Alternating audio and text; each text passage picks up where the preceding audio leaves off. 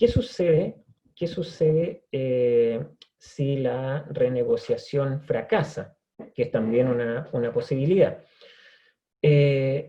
Como una cuestión previa a esto, hay que descartar, creo yo, la existencia de una obligación de modificación por medio de modificación contractual por medio de la renegociación. ¿Qué quiero decir con esto? Que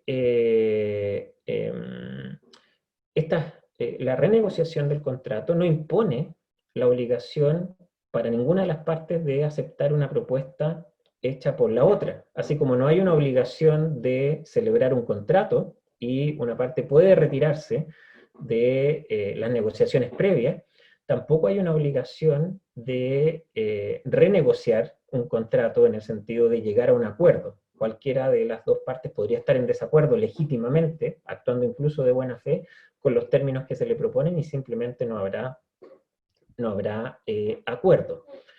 Cosa distinta es que una de las partes, por supuesto, se niega a renegociar, en que estaría, entiendo yo, actuando de mala fe, y eso podría traer responsabilidad, o bien no acepte una propuesta justa y razonable que se le hace, también actuando de mala fe, cuestión que tendrá que ser acreditada, por supuesto, y eso también podría acarrear responsabilidad.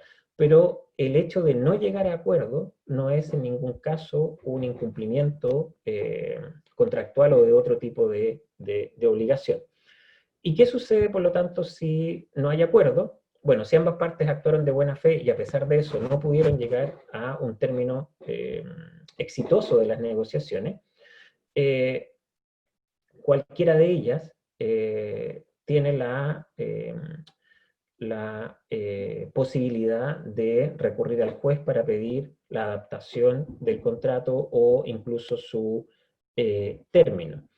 Si hubo mala fe,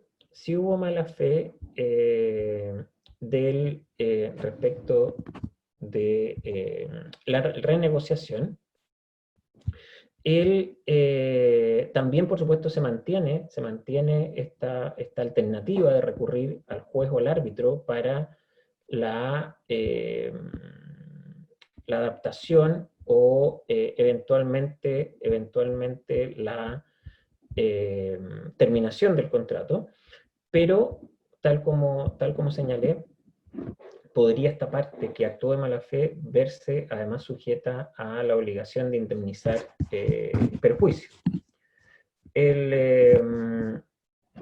¿Cuáles serían estos perjuicios?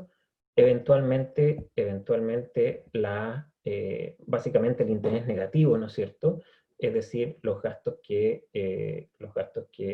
implicó esta renegociación. Es difícil aquí sostener que exista algún tipo de posibilidad de demandar perjuicios por lo que le hubiera reportado la renegociación.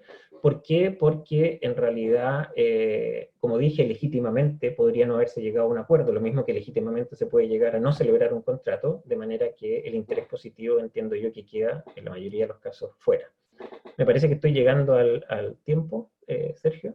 Sí, voy a concluir rápidamente entonces con un par de acotaciones respecto de la posibilidad del juez de adaptar el contrato. Si se solicita la adaptación del juez al contrato, cuestión que es reconocida en varias de estas normas, hay que tener presente dos limitaciones principales para el juez. Primero, la adaptación del contrato no puede significar la alteración esencial de la naturaleza del acuerdo celebrado por las partes, de manera que implique que hay o resulte en un cambio completamente diverso al originalmente celebrado, por ejemplo, cambiando el objeto de la prestación de una o ambas partes. No podría transformarse, por ejemplo, un contrato a suma alzada en construcción por uno a precios unitarios, ¿ya?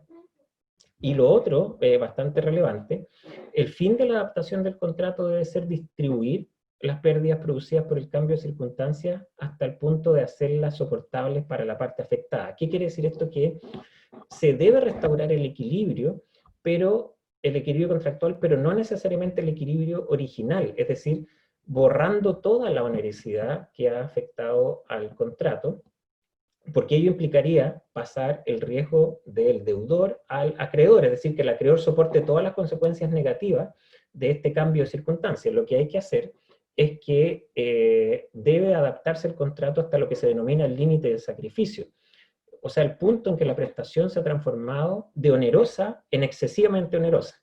La parte afectada entonces todavía deberá soportar un margen de onerosidad que está dentro de los límites normales, del riesgo normal que se asume. Todo contrato puede ser un buen o mal negocio, y por lo mismo solo la excesiva onerosidad la que el juez debiese, por así decirlo, distribuir entre las partes, dejando todavía un espacio para esta onerosidad que tiene que soportar el deudor. O sea, en definitiva, parte de los costos derivados del cambio de circunstancia deben ser necesariamente soportados por la parte afectada.